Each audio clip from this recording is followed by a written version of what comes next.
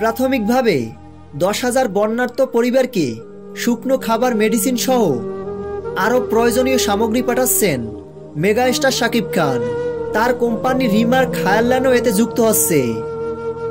শুধু বন্যাকালীন না, বন্যা পরবর্তীতে যে ক্রাইসিস তৈরি হয় তখনও পাশে থাকবেন আমাদের শাকিব খান। দেশ ও সাধারণ মানুষের কারণে আজকে শাকিব খানের জন্ম হয়েছে, তাই শাকিব খান সবসময় দেশ ও সাধারণ মানুষের পাশে থেকেছেন।